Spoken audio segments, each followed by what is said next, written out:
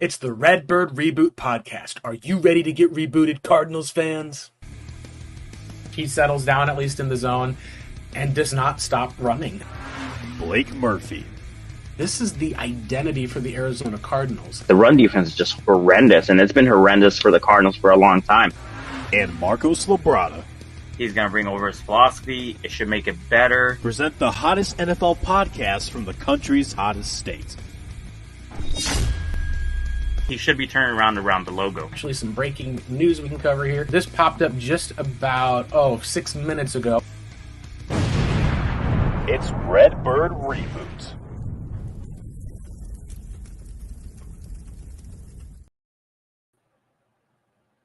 Hello, welcome in Arizona Cardinals fans, NFL fans alike to the Redbird Reboot podcast. I am Blake Murphy, joined as always by at Pancake Soul Marcos Labrada. And Marcos, this is it. Draft is done. The next update probably won't be until the NFL schedule releases. It's going to be a long summer. Obviously, every once in a while there'll be some news for the most part, but it was a chock full 3 days of NFL draft coverage for the most part. And Arizona Cardinals have a whole new set of rookies.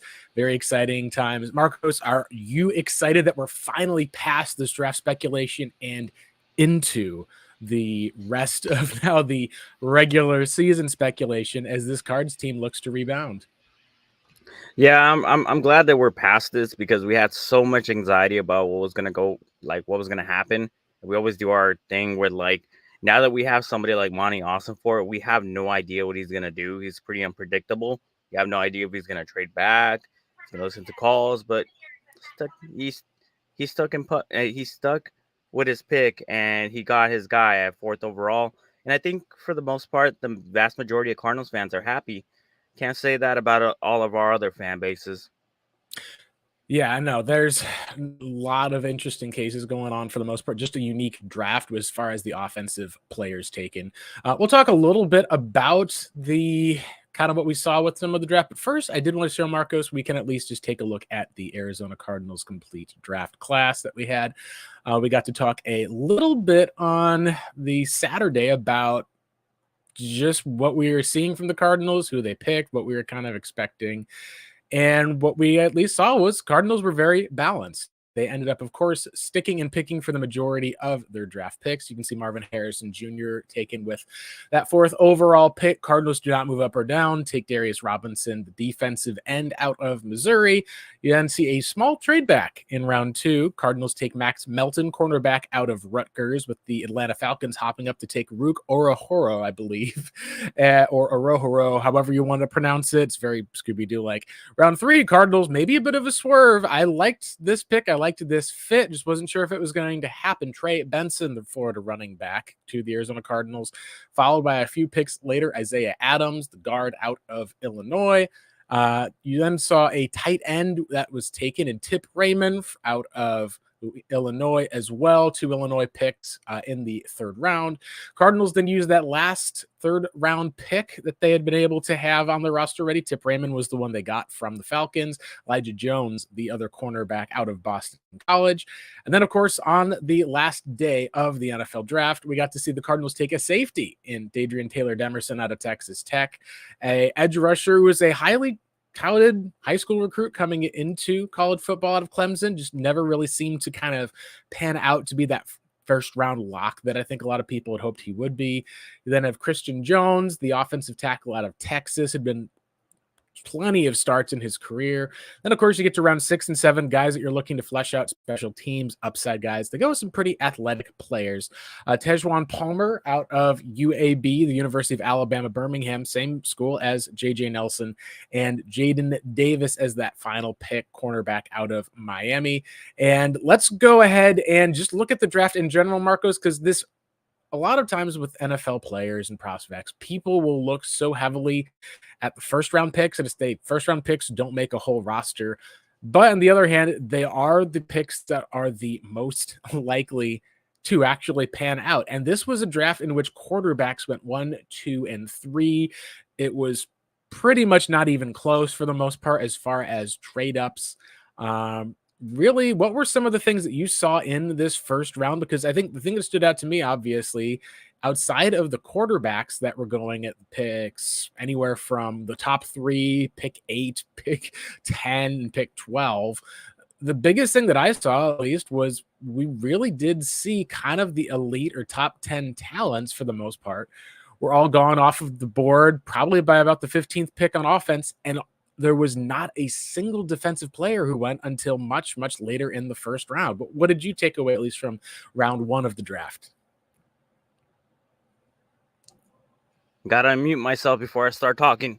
So this was obviously like heavily one-sided when it came to like offense and defense, especially when it came to the top talent on offense. And I think the stars kind of aligned on one situation where so many quarterbacks were going that high because there were so many teams that needed quarterbacks, or so many teams were just desperate to try to get a new quarterback in there. So there was like 6 of them that went in the top 15 picks or in top 16 picks. I forgot when the first defensive player was taken, but essentially, like, there was a combination of desperation, top end talent on both tackle and wide receiver. We heard that about both the tackles and the wide receivers. It was a deep class for both. I think it was more heavily skewed towards tackle, that it was more talented and deeper than wide receiver was. But the situation remains the same. Both of those are 2 very important spots on the offense when it comes to like team success. It's the quarterback, it's the wide receiver, and it's the tackle. And that's what we saw pick in and pick out because so many teams needed one or the other. So that was just like, I don't know if we're ever going to see that again. And, when it came to like the quarterbacks and whatnot, you saw one that was considered generational. You saw another one that was seen as really good and, move forward from where he was at, in the past, when he was with ASU. Now he went to LSU, and that thrusted him forward. Plus the fit seemed to work better. And then you had another one that was like the Josh Allen pick, which was, was Drake May, of course. And that went to 3 quarterback needy teams. And of course, the Cardinals come in with the first pick. And I believe he's the best overall player in the draft. We come and we just don't even mess around. We don't even, not sure if Monty Ossenfort even entertained it. Maybe he did. Maybe he picked up some phones and thought to himself, I'm not doing that. I'm not going to give up Marvin Harrison Jr. for whatever you're giving me. I'll just stick and pick with the guy that I'm pretty sure is going to lead to success when it comes to both our quarterback, or our wide receiver, and our offense moving forward. So this is unprecedented. Don't know if we'll ever see it again. And quite frankly, maybe in the future, like, maybe this will create some balance when it comes to like the NFL, because so much is predicated now on offense and the passing game. Yeah, sorry, just adjusting my camera real quick there. I totally agree that this was such a unique draft because there's a lot of ways that things could have gone super wrong for the Arizona Cardinals. You could have plugged in back here. I think my computer's acting up here. Just a second. This is perks of having live stuff go on. My normal computer is out, so let's get logged in here. There we go. Now I think we should be good. Yep. You said you're on your laptop too, right? Yeah, no, it's a lot of fun, at least for the most part, when the one thing's getting prepared. But hey, draft stuff got to continue. So yeah, the biggest thing with this Cardinals team is they went into the last 2 years, and I think it was noted they were one of the worst teams in the NFL, if not the worst team over the last 2 years. Lowest win total. They pretty much had an embarrassment of a season is what they had when they went into the 2023. The best way you can kind of phrase it is, if there's a narrative you're looking for, they didn't try to win competitively, and they did trade back to make the most of they could out of getting more assets for the future. They traded back 2 times in last year's draft. They were able to pick up another couple of 3rd round picks from other trade backs, whether it was this year or before.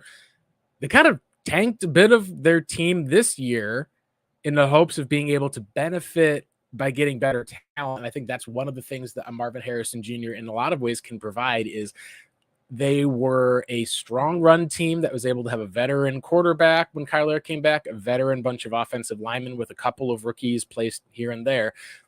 They needed just an infusion of talent, and being able to say that if your goal is to say we wanted to get the best player in the draft, I think that you can say that last year Cardinals couldn't maybe afford to take one of those guys. We may never know what would have happened if they decided to stay put and take a Will Anderson Jr. We do know that they got a huge haul of draft picks, they're able to use that on Darius Robinson, on being able to get Paris Johnson. This year, they really were like, we don't have the amount of picks that are being offered to really trade for. That was one of the biggest takeaways that I saw was the quarterbacks all went super late. And I think at least JJ McCarthy went top 10, but he didn't go later than that. You saw Bo Nix. He ended up going in a place where you're like, okay, he went top 12, but Broncos kind of didn't have a choice when it came to their quarterback situation. The Cardinals benefited in a lot of ways, and it's almost like you could say they played it perfectly in terms of being able to have a team identity that's not just we're going to be able to run the ball effectively. The way that I think you look at it in a lot of ways is balance. And that's probably the best phrase that I can come up with for this Arizona Cardinals draft because it was very balanced. They attacked offense, they attacked defense. They go back and on the defensive side of the ball, they bring in a running back. There was a lot of those positions, Marcos, that maybe not were the biggest needs for some, but they at least were able to get, I think in some cases, a proper amount of talent, especially I think with the running back, the safety picks, being able to set themselves up for the future.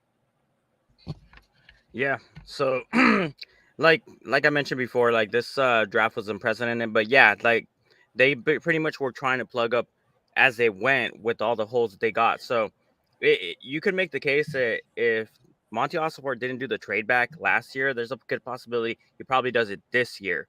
And there's a couple of factors that why I believe that, and one of the things I think is that not only did a couple of people come to bat so that Monty Ossenfort stays put at number 4, but you're pretty much looking at like Will Anderson for Darius Robinson and for Paris Johnson. You're looking at it that way because that's the guy we ended up picking, like with the pick that we got from the Texans, plus the guy that we gave up, even though we didn't use any pieces to move back down to get Paris Johnson from that pick. That's the guy that we ended up with in the first round. So we essentially just swapped one player for 2. Let's see how that Darius Robinson pick works out. I'm already listening to people talking about that they need to change his weight or he needs to add on to weight. I believe they should just leave him how he is for now. Just don't mess with the weight. Let him, like I said, attack the B gaps and whatnot. Line up on the inside shoulder of the tackle. See what he can do as far as like wrecking like the run game and whatnot. Let him start out in a way where he's comfortable, and then we can go from there. Because when we start like changing these guys' measurables and we start saying things like he needs to lose weight or he needs to gain weight, that the weight that they were playing at back in college was what made him so successful. So when we start changing that up, even if we're like, well, he's a little bit light for defensive linemen, there's defensive linemen who are successful that are barely bordering over like 300 pounds. Like Aaron Donald was like 295. He was 6'1", 295. So the guy was way undersized, way underweight, and yet he's one of the best players or the best player at the position. That's because he played at that position his college career, did what he did, and that's what they did. They maintained him at that same weight. Same thing goes for Darius Robinson. Just leave him where he's at. Let him work with what he's got. Let's not start talking about like, hey, he needs to put up a couple pounds or he needs to slim down so he can play at edge. Just leave him. But those are the top 2 picks, obviously. Now we move on to the rest of the draft. Yes, I believe, even though I don't agree with every pick, I believe he's trying to go with the shotgun approach to try to get the rebuild going, because I 100% think that this year we're not going to try to do another repeat of like, hey, we're trying to get top 5 pick in the draft. We're trying to ascend ourselves to possibly the playoffs if we can. Yeah. No, I agree. Let's talk at least a little bit now with going through some of the different players. I think everyone's talked about Marv quite a bit. So let's actually change a little bit with the start. Let us talk about the likes of Darius Robinson, 27th pick. This is the one pick, Marcos, that after it was made, I was in an interesting place because I'm like, I get it. This is a guy that the Cardinals want because he's a high character, high motor, like very violent type of football player. A lot of what's been described about him, what you can see on the tape, is his hands. He's not necessarily one of those players that when you talk about the elite pass rushers or guys that would have fallen from a higher pick. This was a pick that people after the draft were going, was this a little bit of a reach for the Cardinals? Other players may have been ranked higher. I think at the end of the day, one thing that I take away is there were 4 pass rushers that were specifically edge guys that went ahead of the Cardinals. Laitu Latu was the first one gone to the Colts. You got to see, obviously, Jared Verse going to the Los Angeles Rams. They kind of drafted a defensive lineman and an edge rusher to try to replace some of Aaron Donald. And Chop Robinson went at pick 21, which a lot of people had said that maybe he was a target for the Cardinals late in the first round. I think looking between him and some of the other players, Maros, the biggest questions that I had with him were on his production end, and we at least did see some production. Robinson had 8.5 sacks his final year. He even shifted his position. Cardinals may use him a little differently than how he was used in college. They called him a defensive tackle on the social media account when it went out. Maybe it was just defensive line, maybe DE. I think you'll take a look at him and his weight and can say that he's probably not going to be as athletic enough to be a true impact defensive end. And this is somewhere I said I think he's a pure 5 tech as long as you've got another linebacker on the outside and he can kick into some of those different downs. If the Cardinals want to just have him gain some weight to play at the defensive tackle spot, or even say, hey, you're going to stay at this spot at the lighter weight, we're going to use your power and strength. His best ability overall is that he is pretty relentless in his pursuit, and he does have very, very strong, violent hands. Good at being able to shed some blocks as a result. And I think that what the Cardinals did is they looked at what I would call a safer sort of pick. So the pick that I was hoping they would make in the likes of a Johnny Newton, 2 things at least with that. One, he wasn't as firm of a run defender as Robinson was. Part of that is size is a little different. Robinson is just fits out that first round frame of the size. You look at him and that 6'5", filling up that 295 range. Johnny Newton, a little bit smaller, super violent, super penetrative as far as the pass rush. But I usually have a mentality of if you get a guy who can just wreak havoc, at least at the line, whether it's in the run game or the pass game, and maybe there's some issues that you need to get to as far as being able to really anchor against the run, maybe a little undersized. I usually think you can either train that guy up or be able to at least have some of the facets of your scheme can then help or benefit. A great example of this being, Aaron Donald is a complete and total game wrecker that we got to see first as Cardinals fans.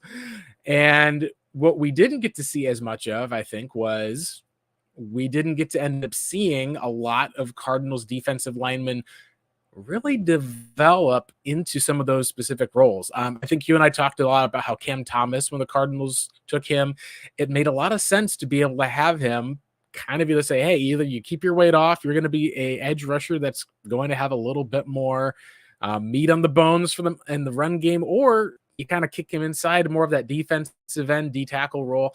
It just never really clicked for Cam Thomas. I think that you talked about Robinson being a hand in the dirt sort of defensive end, a guy that you can say, hey, he's strong enough that he'll be able to stop the run. And when it comes to pass rush downs, just shift him inside of that DT role. I think that's what the Cardinals will want to do. It also wouldn't shock me if he ends up as a more full-time defensive tackle, just kind of playing on the interior, knowing that, hey, if we get into some trouble with the edge, we can shift him out, similar to how Missouri did this year, where he had to move to essentially a new position. We've talked about versatility before, and a lot of teams like versatility. A lot of fans don't. Sometimes versatility is good in that you can have a guy on the offensive line who, let's say someone gets hurt, you just can kick your right guard at least over to left guard, bring in the other guy who's specifically a right guard backup, roll out there and continue to play. I think that part of the other area with the Cardinals and the character that we can say is that if this ends up coming as a pick that comes back to bite them, a lot of that may only be because there's a third part of evaluation. There's not just the film. There's not just the interviews and the character. There is the medical perspective. And at the medical The medicals for one Johnny Newton have not been that good. He fell out of the first round entirely. A lot of teams did see him as a little bit more undersized.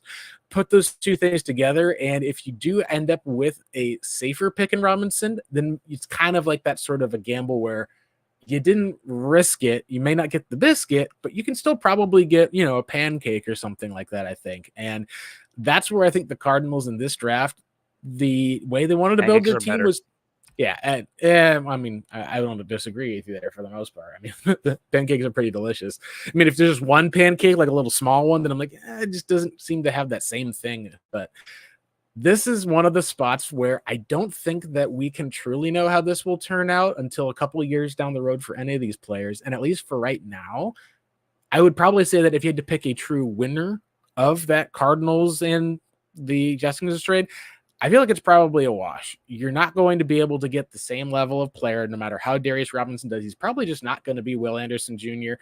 But at the same time, the benefit of being able to have a left tackle solidified who's young, who's on that deal, and being able to pick up some extra picks after that, I think is worthwhile for Arizona. Let's also now switch. We've talked plenty about Darius Robinson. Let's talk about the biggest draft pick the Cardinals made, of course, which is the likes of Marvin Harrison Jr. This is one of the players, Marcos, that I think a lot of Cardinals fans wanted for so long that we forget that this is actually probably the best player in the last two drafts. He ended up just lighting it up completely, and pretty much most of the teams that he played when he did have CJ Stroud. And one of the spots I think that we don't.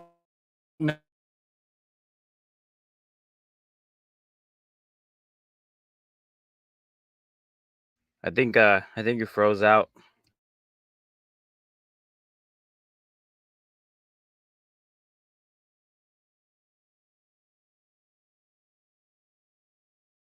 Yeah, I think it froze out. I'm not sure. I'm not sure what's going on with the laptop. Mention enough, I think, is that more air pro.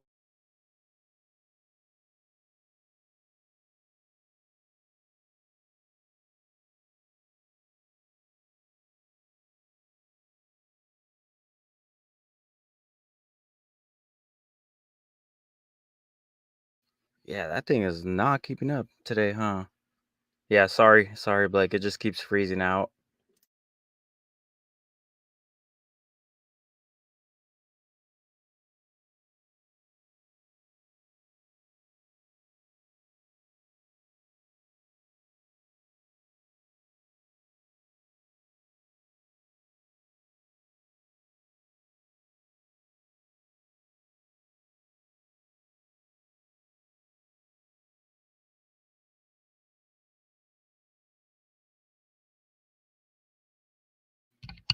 All right, guys. My partner's obviously having some technical difficulties, so we're just gonna talk about like Marvin Harrison Jr. because obviously he's the man of the hour, and plus I did want to mention one more thing about Darius Robinson and whatnot.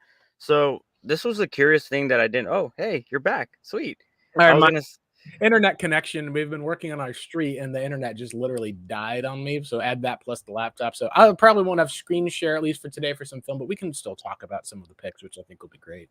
Yeah, absolutely. If I could find something on my end, I'll go ahead and share it if it's possible. But I was just gonna mention one more thing about Darius Robinson. So I wanted to give a little bit comparison of like the picks that we have with current Cardinals players when it comes to comps. That way we're more familiar with it. And the Mhm. comp that I had for Darius Robinson was a Calais Campbell because Calais Campbell was also a project when he was drafted Mhm. back in 2008. He was actually drafted like this guy came on to the college ranks at 253 at 6'7". The guy Yeah. was like slimmed down. When we drafted him, I believe he was what, like 275, 280, somewhere around there. He was seen like a project type of person. Look how he ended up. Of course, he did eventually did put on some weight though, so he can maintain that. So the Right. reason why I think about that is because he rushed in the same way. He was utilized in the same way. He was used sometimes at the edge. He was used in the B gaps. I will always preference B gaps over like text. That way people can understand it better and know like where I'm talking about the range wise. So that's how I see Darius Robinson's career going for that. Now, of course, we were talking about Marvin Harrison Jr. I'm gonna let you take it, Blake Murphy, and then I'll follow through. Yeah. The profile is, and this is kind of just not even expectations. Well, expectation is he becomes a top receiver, but when you look at a combination of not just the college production, the bloodlines, his profile, someone has said, is similar to just his dad. But when you're talking about his dad, it's about 20 pounds heavier and 3 to 4 inches taller. So you look at it, and a lot of people, the way I'd say it is there's people who can directly look at AJ Green, there's people who've looked about Fitzgerald. That's one of these rarefied airs. If the expectation is that he's just going to be a star, and I think that the team fit of how he has a relentless work ethic, from what people say, very much just runs routes with the jug machine by himself. Their expectation is that he's probably going to be the rookie you depend on the most, not just from this draft class, but probably the last few draft classes for Arizona. So it's hard to be able to kind of express how much I think that the idea of putting a star player into Arizona means to a lot of fans, but it does mean, I think, a lot to Kyler Murray that the Cardinals, from what we heard, teams were willing to trade up to that number 3 spot. We heard that Minnesota was like, hey, we'll give you 11, 23, maybe give you the first next year. The Giants were willing to trade up. Patriots like, oh, it makes us want to keep Drake May even more. This is the one spot where the Cardinals kind of happen to be in that exact sweet zone where they were 1 year ago. I don't know if we're going to see anything like that again. Hopefully we don't. But the idea is that he comes in immediately and you're actually able to see a boost on offense. You're going to have the Cardinals were 30th, I believe, in receiving this past year as far as receiving yards. There was a lot of overthrows that happened because of the quarterback position. There were issues with Hollywood Brown staying healthy. We've also seen with Kyler Murray that he just does better with some of these larger targets overall. And I think that's something where the biggest fit that I think you'll see a change is similar to the Hopkins role, the intermediate route running, where you can still see some big plays, some of these touchdowns, some red zone plays. But Harrison's not necessarily the guy who's like you talk about a Malik Neighbors who's going to run 40 yards down the field, beat his man, and get like a giant catch and then pick up yards afterwards. You're going to be able to see some of those throws because he's all around. But I think what you're really wanting to see with this, Marcos, is a reliable target that teams are going to have to recognize.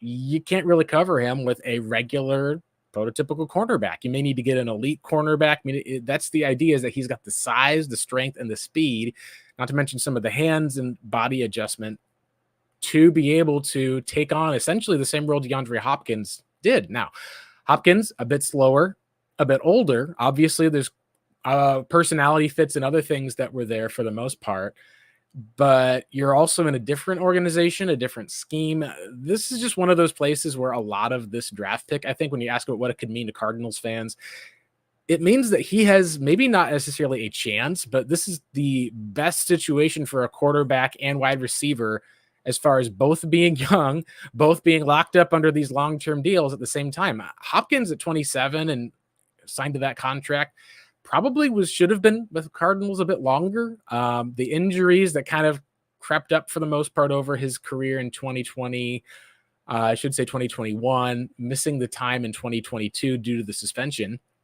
Like, Cardinals fans can recognize that this is an opportunity to be sticking around for a long time. Kyler Murray turns 26, I believe, this year. He's going to be 4 years away or so. He's not even going to be 30 by the time you get to the end of Marvin Harrison Jr.'s deal, not counting that 5th-year option. So I think the expectation is that if he becomes a star, he's on a cheap deal. You have Kyler Murray locked up. You pour into the defense. He's essentially kind of that, maybe not missing piece, but he's a guy you build your offense around.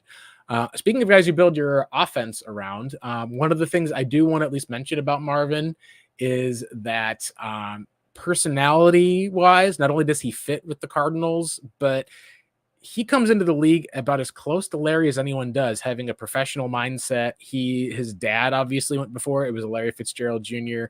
There's some obvious comparisons that you can make, and I think a lot of what we kind of could feel spoiled as Cardinals fans is we've never really had a group of bad receivers in the desert. Like, you go and talk back at least about some of the longtime guys like Roy Green, who kind of led into the Anquan Bolden years, who led into the Larry Fitzgerald decade, who led into DeAndre Hopkins in an acquisition. And while it ended kind of poorly with this last year where we saw Hollywood Brown just wasn't necessarily able to take on that role, probably better wide receiver 2 than a 1. This is a place that's always been a good fit for receivers, and I think it's a good identity thing to have for the Cardinals.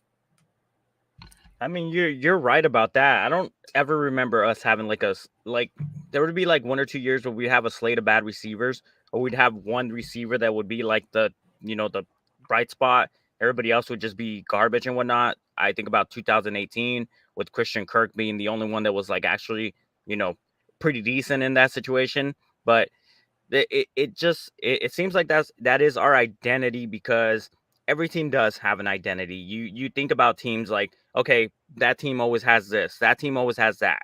And I think about the Cardinals, I'm like, well, we've had, and we've been spoiled when it comes to good receivers. Obviously, we had one of the greatest receivers, if not the greatest receiver in Cardinals history, period. But one of the greatest receivers in the NFL that's going to be a Hall of Famer as soon as they figure out when he actually retired, and he's actually able to go to Camden, Ohio. Whatever. You know what I'm talking about. Anyways, when he is able to wear that yellow jacket, he's going to be a first ballot Hall of Famer because of personality and because of what he did on the field, second in catches in the end in history. So now we got the guy who we believe is going to be the continuation of that. Now, I don't think personality wise is the same, but I like how he answers questions and how he is, how he's a hard worker as well. So he has the work ethic as well as I can see and stuff. So the guy's a burner. The guy's a big physical guy. He is not afraid to put your hands on you. He is very slight in frame, unfortunately, but that is one of the only weaknesses he has. And one of the other weaknesses that I found out about that he has, and I don't know if you can even call it a weakness, is he has to get better at being able to sell all the holds, because when he was playing in college, he was getting ransacked. He was getting pulled jersey wise. He was getting taken to the ground. He was getting like these corners who were just putting as much physicality on him because they knew he was a slighter frame, but he wasn't trying to sell anything. So a few times where he probably should have had like the yellow flag thrown, so that way we could get that extra 15 yards for that penalty and stuff. He just wouldn't. And I think that's just something that like, it's weird because I kind of think about that with me in basketball. Like, I play basketball, get harassed, I don't care. But then there's people that that you barely touch a person and they're like, foul, like that. And then you think about that with him. You're just like, it doesn't bother him, but like it should be something that he should do. Like he should concentrate on like, hey, this guy has tugging on my jersey, I know he can't stop me, but he's tugging on my jersey. It's okay for you to just try to sell it, man. I'm not gonna say you should be a flopper, but come on, man, you got to start selling it to the refs, man, because they'll throw that flag, and if you do that, even if the defender's all mad at you because he did that, if he puts any type of hands on you, you have the right to do that. Yeah, and we'll see at least what goes through with how the Cardinals narrative goes, because like you said, one of the biggest things that the Cardinals have had to do is try to shift the narrative around them, around their team. And I think some of the narrative as far as it comes to their scouting has also been something that we wanted to shift. A couple years ago, people were like, yeah, we like the 2019 class for the most part. Some people had issues more with the wide receivers, but even amidst that, the draft day grades then were like, hey, I like Hakeem Butler a lot more than they're picking Indy Isabella. And then there were people who'd be like, hey, like, I don't see it with Hakeem Butler, but Isabella at least has got a chance for this role. And we just really didn't see either kind of capitalize. That's sometimes how the draft can be. There's also times where, like, I think back to entering that year, the narrative that I felt was Cardinals going to trade back with the Raiders, give them the 3 first-round picks. The Raiders get Kyler. Arizona at pick number 4, that first pick, just take DK Metcalf. That was before a lot of teams just were concerned about with the medicals. He didn't have a good 3 cone. Some people are wondering, can he really be that wide receiver 1? And what we ended up seeing overall was that some of those narratives from draft day shifted totally. Cardinals ended up with a franchise quarterback who was able to win enough games. He didn't get more than 500 in a season after a while. It wasn't like it was an instant success, but we got to see them slowly improve over time to the point where they're able to get a contract extension for kind of all three of those guys. And then it all fell apart and fell apart even worse with the quarterback injured, where you realized, okay, like if the Cardinals are going to go out there, you can win a game with Colt McCoy, but then Colt McCoy is just not able to finish the season. You knew that they were in trouble as far as a reset was coming. And that's one thing that's nice about the NFL draft is you can lose games now to win more in the future. I think we'll wrap up talking about with Marvin is just more of, I think, understanding exactly just how athletic he is for the most part. The expectation that some people have for stats is some people say he could catch up to 140 passes this year.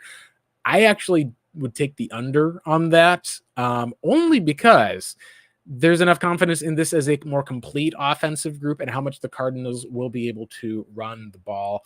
But as far as the explosion is for the most part, you're talking at least about 20 reps of 225, 500 squat. Marvin's jumped about 10 feet 8 for the most part, under 4 seconds in the shuttle, which last year we were talking about how quick Jackson Smith and Jigba is.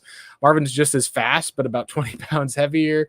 We've gone through a lot of those things for the most part, at least. And he said, hey, what is it that you're most proud of, I think, with this spot? I think the most proud of thing Cardinals fans can say is that they get to take advantage of having a quarterback and other teams needing a quarterback at a time where, from what we've seen, there is a lot of insecurity around quarterbacks in the NFL, so much so that we saw 6 go in the first 12 picks. Cardinals at least were able to benefit from all of that. And I think that's something to be proud of with Monty Ossenford, of not taking that trade down from Terrell Suggs like we saw from years ago, but being able to stay put and get the guy who's the best player, not just in this draft, but the last 2 drafts. Let's talk now about their second round pick, because this is the controversial one. I saw a lot of Cardinals fans did not like this pick at all, partially because I think of the name recognition, the talent that was there. You, Marcos, I know didn't like this pick at least as much when the Cardinals made it for the most part. So let's talk about Max Melton as a cornerback, and part of where I think we disagree on what the Cardinals did in this decision, with after addressing their 2 biggest needs, addressing the 3rd biggest need of getting a cornerback. Well, going on with my old comparisons of players of Cardinals, Cardinals direct comparisons and whatnot, he just reminds me too much about Marco Wilson. And I know he has longer arms, so he plays taller than what he is. He's 5'11", but he has long arms. I think he has like 33-inch arms, or I'm not sure if it's 33 or 34. That's pretty long for a cornerback, and that does matter when it comes to like playing the cornerback position. And it just seems like he's more, to me, he was more of a project guy. He's more of a guy that you just hopefully like has all the tools together, and then you can make him into a high-end type cornerback. So he does have that ceiling of being that. My issue isn't so much about the pick. My issue was a trade back that happened, which, then instead of having solidified people, like people had Kool-Aid McKinstry as a cornerback too. He obviously has had, first round, some first round. He went even as high as like being like the top corner in last year's draft. Of course, he fell pretty deep. We were never going to get that top corner with the 27th pick unless we traded down, but we also needed D-line help. So he did do what we need to do, which is like get the defensive lineman, and then the next pick was the cornerback. It just feels like this is what I feel, and I 100% can be wrong. 1,000% could be wrong. I feel like Max Melton was kind of like a panic pick. Like, hey, we move back, and it would be genius. We move back, we still end up with the guy that we want, the Cooper DeJean, which, by the way, I spoke about him. He's not the tools gets type of guy either. And Kool-Aid McKinstry, which I was like, yeah, we end up with Kool-Aid. That's a great pick. But then he goes, and there's a run on corners, and then we're like, okay, who's the next one on the board? Max Melton has the best tools out of all of them, so let's just go ahead and take a shot at Max Melton. Now, this could be a situation. This could be a Michael Wilson situation. Last year, I loved Michael Wilson and I loved the pick, but a lot of people didn't. And part of the reason why was because that felt like a reach. He has injury problems and this and that happened. This could be the Michael Wilson of this draft. He could definitely pan out and be the guy who ascends. So I'm gonna give him the opportunity to do that, and I'm not gonna hold it on him because he's the one who got picked. Not he didn't ask to be picked by the Cardinals. Yeah, this was also a trade back that Monty did, and it was unique because he traded away pick 186 in order to move back probably about 8 spots from pick 35. Falcons traded up and gave away their 79th pick. So you're talking about an extra third round pick. And so when I saw the trade go down, I'm like, part of me felt like, all right, one hand, you just saw Led McConkey and Keon Coleman go. You have the best defensive players in the second round that are still available for you. You've got Jerry Newton, obviously. You're going to have guys like a Braden Fisk. And you also have Cooper DeJean and Kool-Aid McKinstry. Now, from my perspective, I looked at Cooper DeJean, Kool-Aid McKinstry, spent a lot of time going back, watching their films, seeing some of the complaints. One thing that I noted was that while both of them had a lot of high-level production, there were some high-level concerns, mostly with DeJean, but some with Kool-Aid as well. So with Cooper, when I watched him film, he did nothing but zone coverage, essentially. Like he played, that was Iowa's scheme. It was all zone. He played hardly ever man-to-man. And what we saw in a lot of different ways was a lot of straight line athleticism where he would catch the punt return. He could change his step pretty quickly. But as far as it came to with like your 3-cone or some of those agility directions, like how quickly do you change direction? You can see some of the ability to flip his hips were a little bit stiffer, but he still had the athleticism. He had the vertical jump, a broad jump that you can see the explosion on tape. So I think what I saw with him was like, okay, the concern I would have is you just had a guy who was very similar in your building in Isaiah Simmons, who had issues with flipping his hips.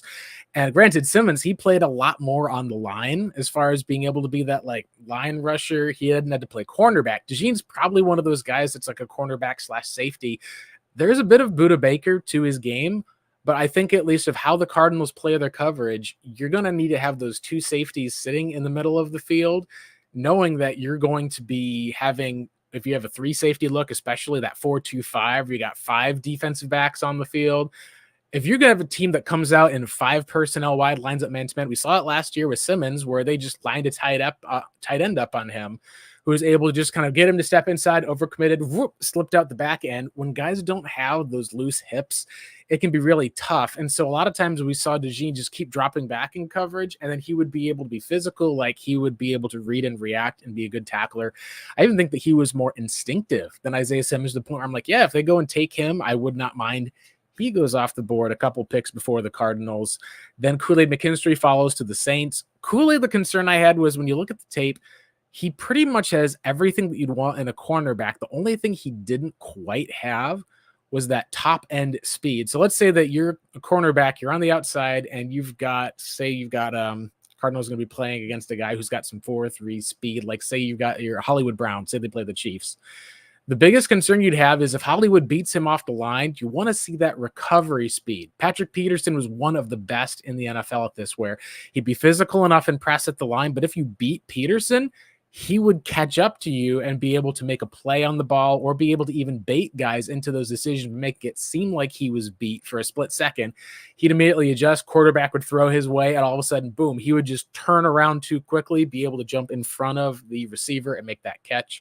That's something that's not quite there in Kool-Aid's tape. So even though he did test fast as far as for with his 40-yarder, about 4.45 or so, there's at least areas where Kool-Aid would sometimes, if he didn't quite get his hands on the guy got past him, it would just be a place where you would just keep taking that deep shot, and you would know, hey, if he's going to be trusted in one-on-one coverage, but if the technique wasn't perfect, if there was issues, I think we saw what I looked at. I saw late Patrick Peterson a lot of times. So what was late Patrick Peterson? Late Patrick Peterson in 2020, we saw DK Metcalf beats him. He's going down. In order to stop the play, Pat holds him. He has to hold him. He has to try to end up interfering to stop the big play. That was the concern that I had about Kool-Aid McKinstry. With Kamari Lassiter, who went 1 pick before the Cardinals, obviously Cardinals signed Kwame as an undrafted free agent. It had been awesome to get the guy whose dad played here as a Cardinal, but he kind of was just too slow in a lot of different ways. He had elite change of direction, but you kind of saw him as a nickel, an inside guy. What I love about Max Melton, at least, was that he checked a lot of those boxes that the other prospects didn't. Does he have flexible hips? Check. Does he have the size, at least? Check. Does he have top end speed that we've been able to see? Check. And as far as his change of direction, he had a very good, as far as with being able to see on tape, ability to mirror, where he can play some press coverage if needed. The comp, at least, that kind of came up with him that was most similar, that was really interesting that I found was kind of think of Marshawn Lattimore as the highest end. Like that's your like shutdown corner with size, athleticism. And then on the low end, Robert Alford being the guy who at least had a lot of the ability to mirror, kind of being that corner. So you're kind of looking at outside cornerback, can play in the slot inside if needed, but is going to be at most cornerback 1 and at least a cornerback 2. I felt like it was a safer pick, even though I think that you may have gotten maybe a better pick overall. You kind of got the guy who's like, hey, if you're going to exploit us one way or the other, like if you're going to try to exploit Kool-Aid McKinstry with that speed, if you're going to try to exploit Cooper with some of these like option routes, guess what? We're going to go with Max Melton. He may have to develop a bit more and is going to get beat, but when it comes down to the best players against their best ability, he's not going to have a glaring hole in his game. And that's why I really like this for Arizona. Yeah, he is definitely like more toolsy than any other cornerback taken in this draft, like top ranked and whatnot. It's just one of those situations where like we'll see if it works out. If it works out and he can put those tools together and get his technique down, then yeah, he would be one of the probably the higher end like type of corners. And having the top end comparison be someone like I forgot what you just mentioned. It Lattimore, was the Marshawn Marshawn Lattimore. Lattimore. Yeah, exactly. If it's Marshawn Lattimore more, then that's a pretty good steal in my book. And Robert Alford was pretty decent as a low end cornerback, and he was pretty good for us when we had him for those few years. So, right. I mean, like I said, there's the top end and the low end is pretty well. He just got to get it. Has to put his technique together. Yeah, it's really interesting with Melton as well, because he's, like they said, he's not one of the longest corners we've ever seen, but he had a combination of explosion, some length. He's a little shorter than most of the other guys. I think it's only 5'10" or 5'11" that he measured. Yeah, 5'11", 187 pounds. But the fact that you're able to at least see that explosive athlete with that length, that tells me that when you're going to get a cornerback who's going to be up against bigger wide receivers practicing against a Marvin Harrison Jr., that length is something that you do want. It's also something where I think that Cardinals fans can say that they took a second cornerback later. They even took a third with their last pick. Cardinals are kind of taking an approach of let's put a bunch of talent into this room that last year, like we can at least say that last year, the Cardinals, they had Starling Thomas, undrafted free agent, was having to like take on a number 1 receiver each week. They at least have a good combination. I think that there's a couple of other places that they could go to in free agency where there's 1 or 2 veteran corners still floating around there. There's a Steven Nelson, there's a Stephon Gilmore. If they get to camp and they take a look and they're like, all right, Melton, like we like him, but he's not ready yet to take on some of those guys. We need to get a 1-year deal in place for one of those. Bringing in another veteran, I think, is a useful move. Now let's go to one of my other favorite picks, which is Trey Benson of the Florida State Seminoles. The reason why I really liked this pick is because this is not a great running back class. There were no running backs selected in round 1, no running backs selected, I think, at least until the Carolina Panthers took Jonathan Brooks, who's coming off of an injury.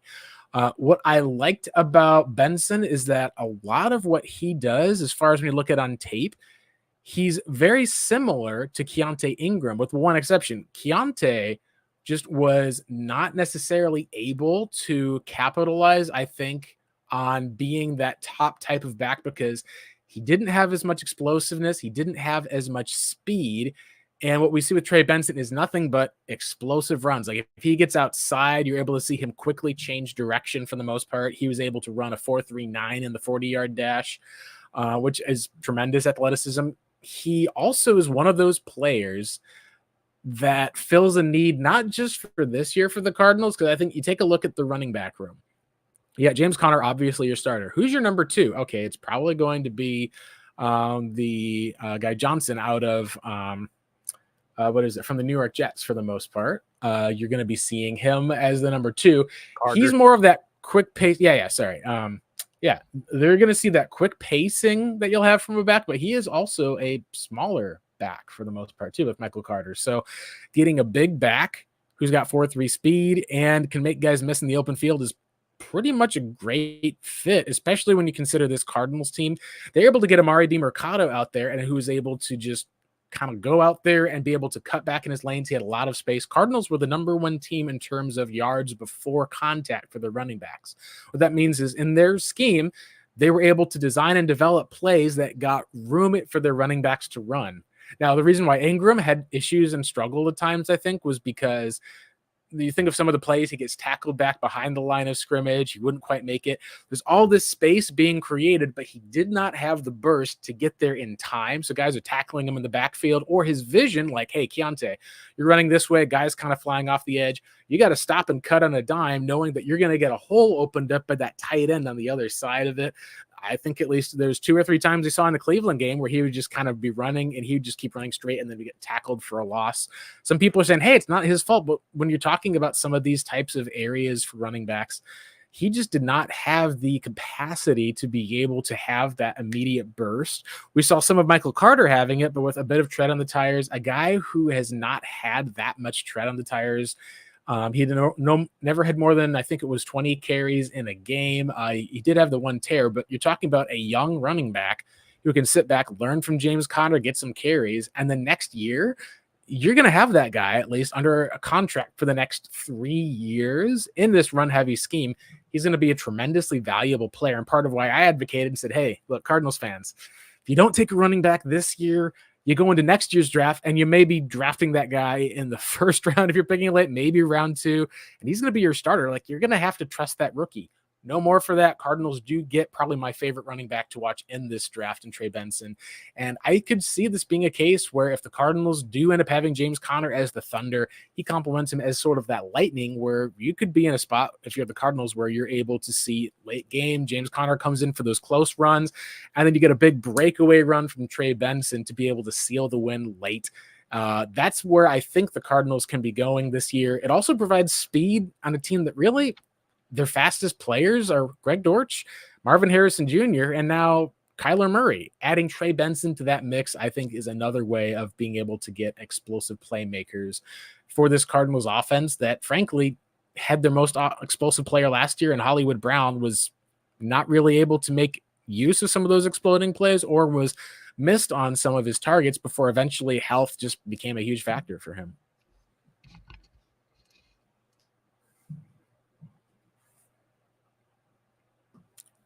Sorry, my mic was muted. I thought I had it unmuted. I guess anyways.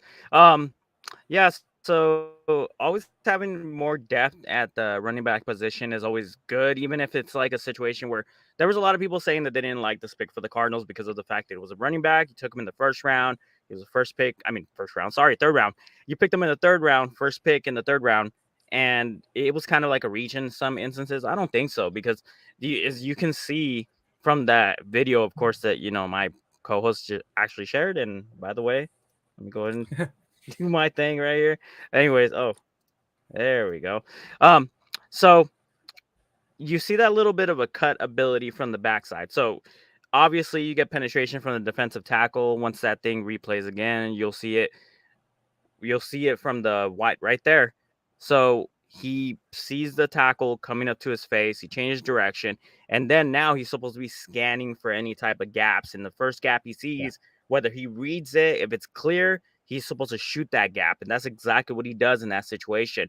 That's an outside zone cornerback, which is what we're running in this type of offense, is more outside zone, especially if being handed the ball being handed to him from under center, which means he drives forward. He reads every gap from the outside in. So he goes forward, presses the hole. And if, like, let's just say there's a linebacker that fills in that hole, he moves on to the next one. So it's all about reading from the outside in, receives the ball, tries to press on gaps.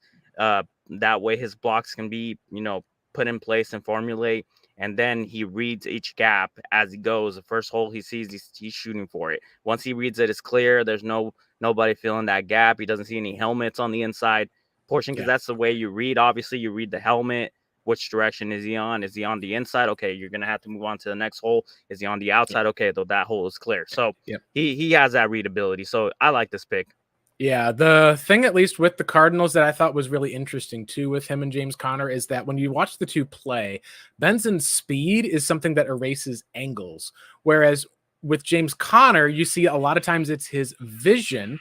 And hold on, I got my highlights at least playing over here for some reason. Started playing on the backdrop there.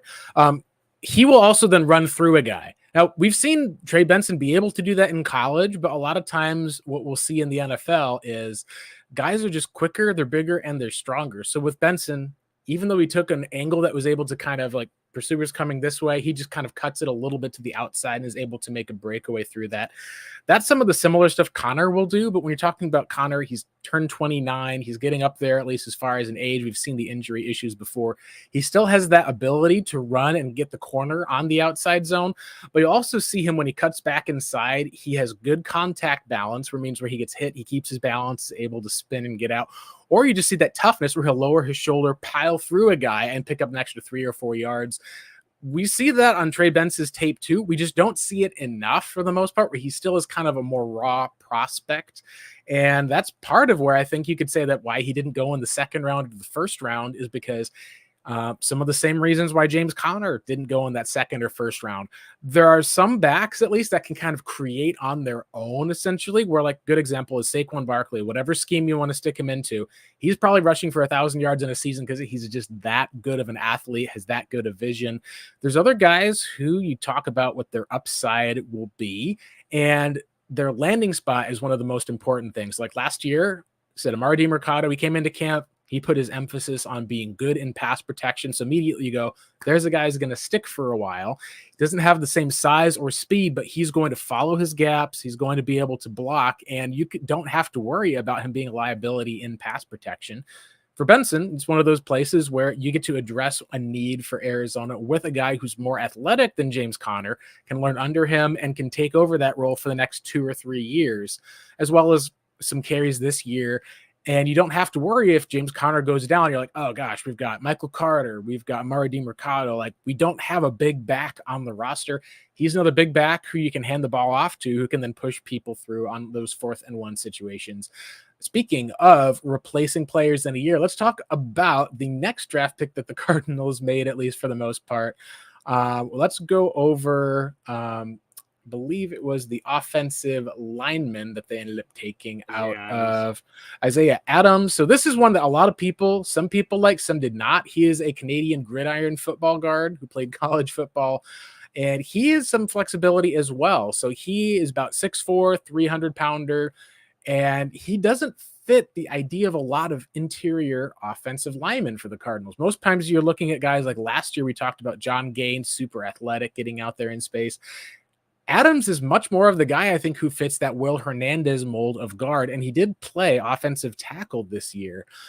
He's one of those players that we actually saw went out there, had a really decent time in pass protection as far as his first year as a guard, didn't do as well as an offensive tackle in pass protection. And what I find interesting is that he's going to get a chance potentially to either slide in at left guard if that's what they're looking for, or this may be a guy that you draft and say, hey, we've got a couple of veteran guys. We know we're going to be having Evan Brown for a year. Maybe long-term we need a more athletic guy. Maybe John Gaines gets a shot at that left guard this year. But what I likened him to was it's not this as far off from the likes of a Will Hernandez. The different issue is he's just smaller. He's not that big 330-pound road grader, but you could see that mentality on tape. If you said that he's going to come in and be, hey, we can have our right tackle / right guard backup can be either one of those spots played by him, I think that that's one of those things that can give you some flexibility for the Cardinals and at least take a flyer on a guy who really stayed in college, didn't transfer, and had every opportunity to. Instead, he stays put at Illinois for a couple of years and gets taken by the Cardinals. He was a big guy that stood out during Senior Bowl week as well. I'm curious to hear what your thoughts are, Marcos, especially given the fact that the Cardinals have not addressed edge rusher yet. They ended up passing, at least for the most part, on taking the likes of a guy like Cooper Beebe, taking a Braylon Trice or a Jonah Ellis in order to get an offensive lineman onto their team. Well, this is where I like the run on like offensive linemen and stuff. Second, third, and fourth round are where I want you to start drafting players like offensive linemen, whether it's guard, tackles that could be going to guard, any type of offensive lineman, because you want to build that pipeline. So this guy obviously isn't going to be playing day one. He's not going to be out there. And if he's out there on day one, we're in trouble. We're in trouble if he's going to be starting at left tackle, or if, finally they shift Paris Johnson to left for some reason. If this guy is on an offensive line, we're in trouble. This guy needs to have snaps in preseason. He needs to be the starter during preseason. He needs to be out there, during like practice and whatnot, taking the second team starting snaps, and he needs to start developing.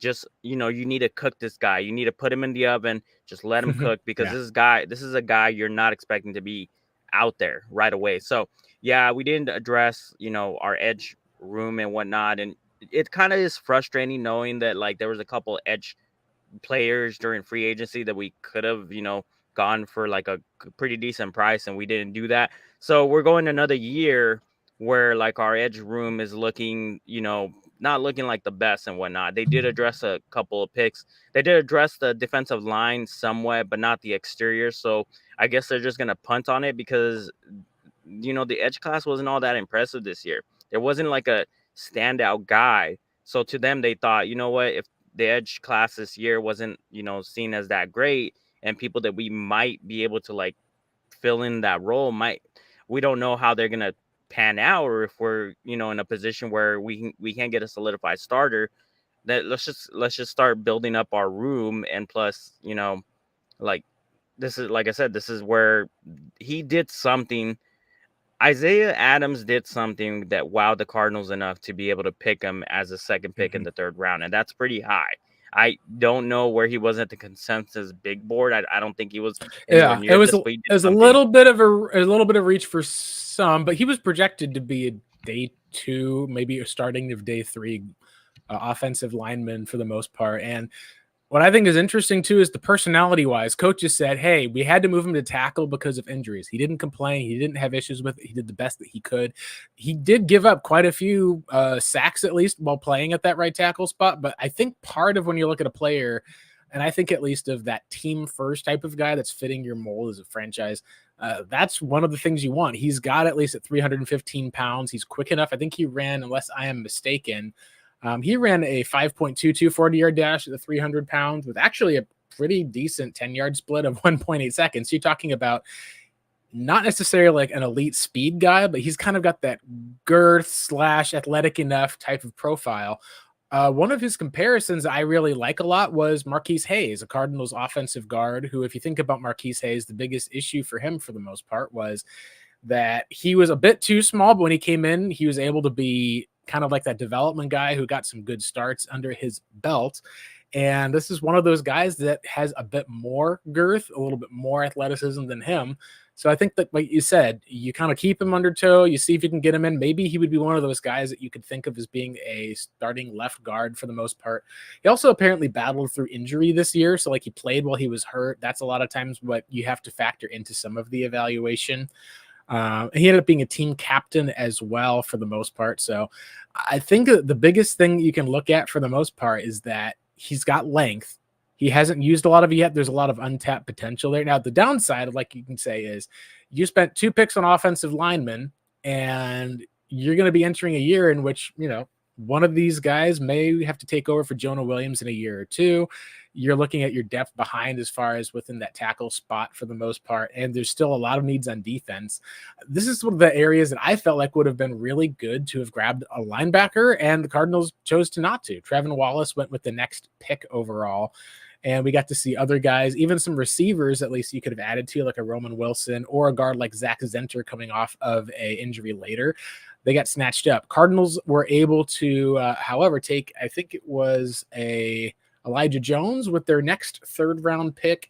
And he fits the profile of not necessarily boom or bust, but the best comp that I can think of with Elijah Jones is if you took a guy who is going to be more likely kind of either your nickel or long-term type of stuff, he's a little bit closer to the Marco Wilson type as far as, hey, super athletic, jumped out of the building, broad jump explosive, runs fast in the 40-yard dash for the most part. The guy that he kind of is some common with, at least you can say as far as a slot corner who can play outside, is actually another Cardinals player in Sean Bunting. Like, they kind of went out there and found a guy who's from like a little bit of a smaller school, like how Sean Bunting was, finding a guy who's mostly a slot guy, but someone who's super athletic. Bunting went in the 2nd round. This guy went here in the 3rd.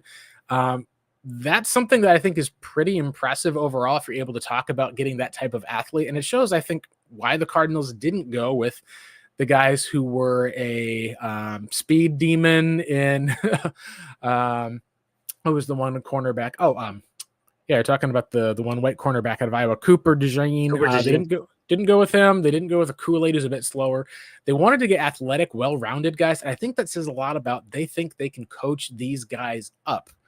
These are two guys who also can play press man coverage. I saw the Cardinals last year playing a lot more zone. The other thing that they have is ball skills. He had a lot of interception in his time where he's able to turn around, get his head back, be able to catch the ball. This is the biggest issue that I think Cardinals fans, we've seen it with third round picks before. The Cardinals would take an elite athletic profile and someone like a Brandon Williams. What separates these guys from Brandon Williams? Well, Brandon Williams, you'd watch him play, and he had no idea where the ball was in the air. He didn't have instincts. He didn't get his head back around. And when he did, he needed the ball to be thrown like right at him to be able to make an interception. That's not the case with each of these guys. They've got very good on-ball production. And I think that fits a Cardinals team in which last year we saw Buddha is a guy who can get interceptions, but it'd be from that nickel role. Same as far as Jalen Thompson. We didn't really see their cornerbacks have the ability to make plays on the ball outside of Garrett Williams when the Cardinals got him last year. I think he had 2 interceptions to end the year.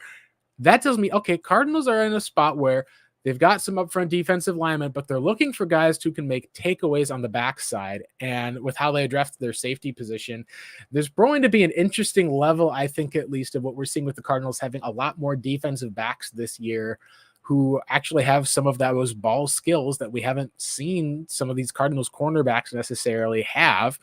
We've seen it with likes of Marco Wilson, some others, but sometimes those guys would be more of dropping back in zone and then attacking, making plays on the ball. This may be more of some of those guys who just the ball skills are a bit more natural. Yeah, you did make a good point about Elijah Jones like being somewhat of an SMB, because SMB is an athletic type of cornerback, has a little bit more size on him. Just like Elijah Jones is what measured like at 6 foot, 6'1". Somebody that you can kind of trust at the line of scrimmage, mostly in a bump and run type of coverage and whatnot. He was seen as somewhat like a gem, somewhat of a gem, as somebody who like, if it's not for one reason or another, he just would have gone higher, but instead he just goes back in third, mostly because he only flies under the radar. And he's kind of seen as like not a for sure type of prospect, but he was somebody that I was really high on, and I'm really happy that we got him. He's kind of like the Keytrell of last year for me, because Keytrell was somebody that kept flying under the radar, and I kept telling myself, come on, let's get this guy drafted. Let's get this guy drafted. He's not going to last another round. And then lo and behold, 6th round, that's where we picked him. And I was like, wow, we ended up with Keytrell Clark in the 6th round. How did he go that far back? So same thing goes with Elijah Jones. I was just kind of happy to just always hear about that. And of course, if you have somebody who's on the bootleg list where you're thinking to yourself, hey, these guys are really high up on these guys, I'm like, oh, well, then that's a positive right there. They're really high up on this guy, as well as another player that we drafted that we will talk about later on. But yeah, I was really high on this pick. Really like it. See, this guy projects to me as somebody that you can possibly put out there, like not immediately, but pretty damn soon, to be able to start getting those snaps as a starter, somebody who's going to threaten, the starters on this team. And possibly when it comes down to it, like a Sterling Shepard will not be outplaying him snap wise. Sterling Thomas, I think. Sterling Thomas, my bad. Sterling Shepard. Sterling Thomas would not be out snapping this guy. And if he is, then there's something wrong with Elijah Jones. Right. This also tells me that if you're going to be looking at Melton, I think that the Cardinals, depending on how they view either him or Garrett Wilson, one of those guys will be the nickel. You're assuming Sean Murphy-Bunting is going to be one of those other outside guys. Would make a lot of sense. Maybe it's the outside guy that in some of those 2 tight end formations where you only have 2 receivers on there, maybe the rookie comes off the field and Murphy-Bunting shifts inside to the slot for some of those places. There was like one off-field thing that there was mentioned about at least, but he cleared through everything else with the Cardinals. And that's one of those places where I do think that you can't just say we're going to take everything as far as like, without having stuff. Every person has some degree of off field. The question is always going to be how much of it's going to interrupt with them as a player. And what's cool, at least I think that's a little bit different about Jones, is that Max Melton was a guy, what I liked about him in a lot of ways was also his run support overall. He would be able to actually go through and plant and drive and get some tackling in for the most part. Elijah Jones, not as much as far as run support. He's a bit more slender. I think that may mean that it's going to be someone who, man, unless they can be able to be really high end in terms of ball production and coverage skills, even if he's like a rotational cornerback or a cornerback 4, if your team has 3 good cornerbacks going up, that can stop some of those other types of receivers. We've seen that be a way that you can then give the pass rushers extra time to get to the QB. And that's one of the things I think we've also seen as far as a not just culture shift, but a scheme shift with the next pick, Dadrian Taylor Demerson. You can show, I think, some of what Brett Coleman really likened him to another former Cardinal. And I've got him as a little bit different of a player fit, but it ultimately is one that probably shows that safeties are not as valued as I think that they used to have been in the NFL. They're also not as valued this year, but we're probably going to end up seeing this guy, I think, in a lot of ways, get more starting reps with the Cardinals than some of the other guys drafted ahead of him. Sorry about that. I had to shift from one monitor to the other. So yeah, as you can see, this right here is Tyrann Mathieu, number 32. He's actually comparing them or saying that, in his opinion, this is who we actually drafted. And we got this guy, in the 3rd round in 2013, I believe. And also, Blake, we also got to go back to Tip Raymond. I was going to try to mention to you about that. That's right. We'll talk about him. Yeah. We'll talk about him after we're done with the I can never pronounce his name right. DTD, I think will probably be the one.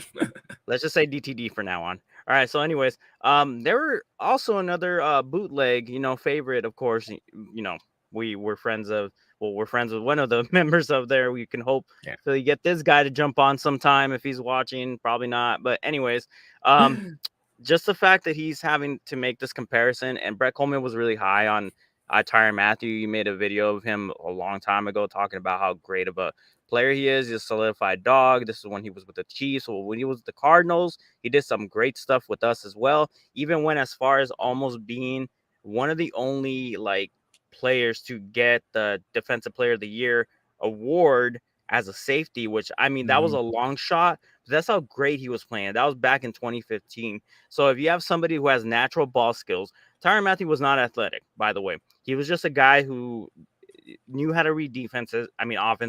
He had instinctive skills. He also knew where to be at in certain spots. And he was just good when it came to coverage and being able to read what the offense is doing and whatnot to be able to did have play. Speed. Tyrann, when he did do his workouts, at least at the pro day, he did run at least in the, I think it was 4.4, like 4.4 flat. Okay. So he was almost a 4.3 athlete. But like you said, he's 5'9", he's shorter, at least for the most part. There was questions about some of his fit. I kind of agree with you that he also had huge production in the SEC, a little different from, being a safety at Texas Tech's defense. But like you said, the instincts and his ability as far as for covering, he could play the nickel. He can play that deep safety role. Like you're talking about the typical free safety. You think of the Ed Reed type of role if you're looking, or I would say even maybe the Kerry Rhodes role. So you'd always say at least you'd usually safeties, you'd have your free safety who goes around, hangs back. Strong safety, that's the guy in the box. When the Cardinals drafted Jalen Thompson, became very clear that he's that guy who can play in the nickel and can be in the box because he's a physical tackler. He's got some ball skills. You can be able to put him in coverage of some of those guys. But he's like a 5'9" guy. He's not necessarily that guy that will hang out in the back of the defense. Now, we saw for a few years he did have that role as a free safety. Buddha was the playmaker for the Arizona Cardinals with the Vance Joseph defense. That's like where you're seeing him guard George Kittle, getting, I think, his first career interception. We got to see him lead the team essentially in tackles. This is going to be a different safety type who's got just as much of that athleticism, but he's going to be about 5'10", 200 pounds for the most part with some decent size arm length. He fits more of, I think, what I kind of compare him to is like that Justin Simmons type of role where you can play some of the different levels. But what the Cardinals have right now is they kind of have Buddha and Jalen playing in these kind of hybrid roles where last year Buddha's production was not what we expect because he was having to play that far back free safety role a lot, and that kind of allowed Jalen Thompson to be the guy who was able to be in coverage a lot more often.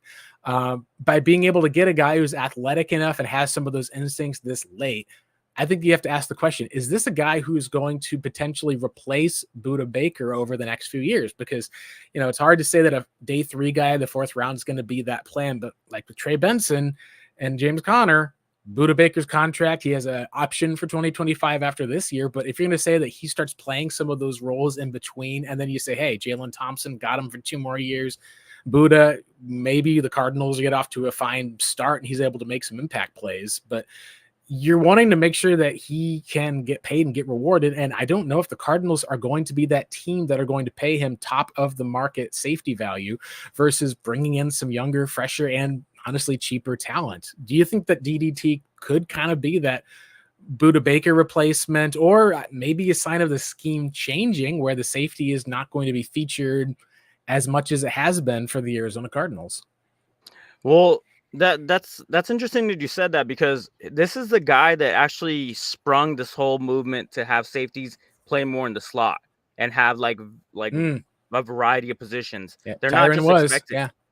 They're not just expected to just hang back anymore. They're expected to come down to the line of scrimmage and take on somebody like a George Kittle or like a tight end. They in certain movements, they have to shift downwards. So let's say like there's a motion that happens. They do this technique called the rock and roll, which is basically one of them replaces the guy in the deep safety role and the other one comes and bumps down. So they're both expected to do the same thing. This is the guy that got that whole trend started when he started, with us in the NFL. So if this guy has anything near what Tyrann Mathieu was, projected as, like if he's projecting as another Tyrann Mathieu, by one of the best film analysts here, well, this guy may as well be the next Buda Baker or the next replacement to Buda Baker, because we both know that Jalen Thompson and Buda have different type of skill sets and they have different duties on our defense.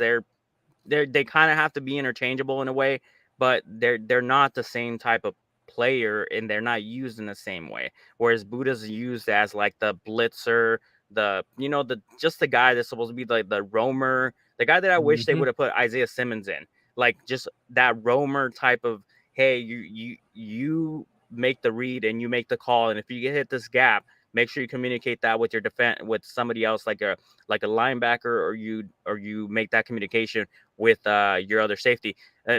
Funny enough, Darrell Washington had great communication with Tyrann Mathieu. Tyrann Mathieu was the replacer to Darrell Washington.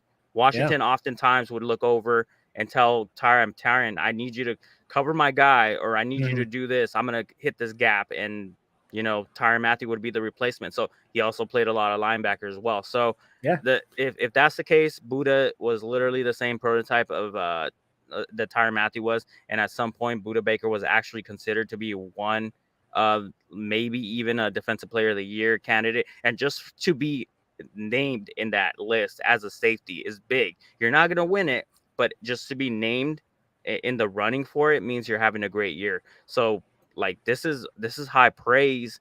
And there is a possibility that somebody like DTD can be somebody like that, because these type of safeties, they get taken in the second, third round and they become that productive and whatnot. So let's just hope that the projection actually sticks.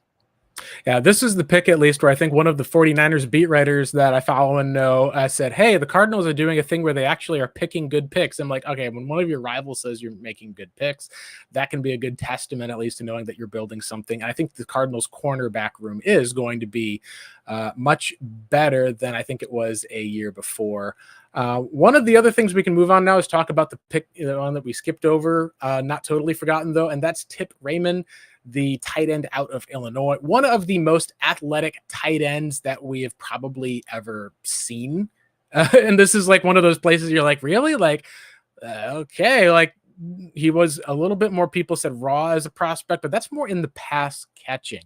As a blocker, he was used as a blocker for multiple seasons in Illinois. They said that he never complained about his spot. He said he just likes hitting people. He's like, I like wake up on the morning, feel like God gave me like the ability to hit people. So I'm like, all right, this is the guy that Jonathan Gannon and the football violence will have to take people to church, essentially. This is a guy who will replace Jeff Swaim on the roster, but is way more athletic and has younger ability and is kind of untapped as a pass catcher. One quick comparison, at least I'll see if I can show this here with Tip Raymond. We can see, at least as far as his athleticism goes, He's super athletic in terms of you're talking about saying, all right, cool. Like he's got a high weight, his bench press super strong. His change of direction drills and explosiveness were really good, including some of even the verticality. He tested above average. And as far as the 40-yard dash against all other tight ends, he was about better than most 4 out of 5 tight ends. You may say, all right, well, he's 6'4", 271 pounds, about 80-inch wingspan, and ran in the 4.64 40. Now you may be like, okay, like that doesn't mean as much to me for the most part. Let's show one of the biggest freaks at tight end of all time for comparison. Obviously, you can't just say that this guy will equal this person's career because this guy a lot different as a pass catcher, but he's essentially 10 pounds heavier than Rob Gronkowski, being about the same size, and is more quicker change of direction skills for the most part, and ran a slightly faster 40-yard dash despite outweighing him by 10 pounds. So you're like, oh, this is a guy at 6'6". No, you talk about the fast tight end this year. A lot of talk was about a tight end who's more of a pass catching receiving type in I will say the top 13 pick, at least as of Brock Bowers. He's probably about 6'3", 240. You're talking about a guy who's more athletic at 6'6", 270. This is a person who I think will probably get the most rookie snaps of any player not named Marvin Harrison Jr. because he's going to be on the field. And I think that he's going to be, you talk about attachment. So there's tight ends that are attached to the line, and then there's tight ends who are free from the line. And then there's kind of that typical Y tight end who sometimes they're attached, they're staying in as a blocker, other times they're running out. We saw last year that the ability of to block that Trey McBride had, he could stay as attached or line up as free where he'd be out from their running routes. And so you could be like, hey, we're in the line. Oh, look, they brought a safety down in the line. We've got a guy at least who's going to be able to beat a safety. We'll split him off of this line. That safety's now in coverage. And then he ends up getting run over by the likes of someone who's like a Trey McBride because McBride's just bigger, boxes him out, is able to make the catch, or they run to the right side. He's able to block that guy in space. Tip is someone who has a lot of the flexibility where I think he's going to stay attached to that line with that big size at 271. That's like closer to having another offensive lineman in there he can block. I think that will allow Trey McBride to make more catches in the pass game because you won't have to say, oh, we're going to run the ball here on 1st and 10. We got to have McBride in here to block. You're going to be able to use a lot more of that 12 personnel. And we saw Jeff Swain make some catches down the stretch. Tip is kind of one of those guys who it is like the tip of the iceberg. And part of why I like this is it adds to the violence that you're talking about on offense where the Cardinals will go out there and run you over. This is one of those picks that it does two things. It, one, frees up Trey McBride to be able to be more of a playmaker in the pass catching game. And two, you're also saying, hey, what happens if McBride gets hurt? If McBride goes down and you're kind of throwing the ball to Elijah Higgins, who's going to be the one blocking in this run heavy scheme? You have an answer to that now with Tip Raymond, who fits an interesting profile because, like we said, at worst, all right, if he's your Jeff Swain, you're going to be paying him on this 4-year deal for the next few years. And at most, if he can end up being like maybe a mini version of McBride, you're going to be seeing the Cardinals offense flourish and being able to run the ball with these two good run blockers, especially because Tip is a better run blocker than Trey. And you'll be able to see the guys go out for pass catching as well by being able to just beat some of those guys because they're bigger and faster and stronger than a lot of the safeties and linebackers that they're going to play. Yeah, it's like 12 personnel all day. Like when you have option 1 and option 2 be like one of them is a good pass block. You always have one tight end become the better pass blocker than the other, and you're going to have one tight end that's going to be the better pass catcher than the other. But in today's NFL, it's not out of the ordinary to feature 2 tight end sets, especially when you have a possibility of one of them being like the H-back type of tight end or the fullback type of tight end, which is what Brock Bowers was seen as to be, just like the playmaker. You need to get him on the field more, as much as you can, have him in motion, be the lead blocker in certain plays, but also be the main pass catcher and have him run routes from the backfield and whatnot. So the same thing goes in this situation. You can use them in interchangeable ways, but being that Tip Raymond's a better run blocker, you would want to feature him more in like that fullback role that could still catch.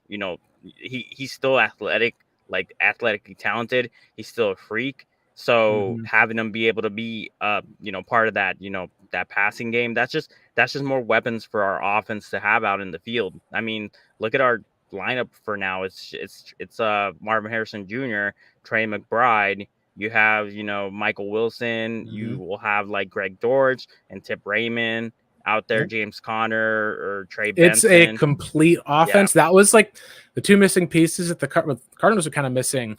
Three pieces. They needed some backup linemen. We've talked about those guys for the most part. We haven't talked about the last one.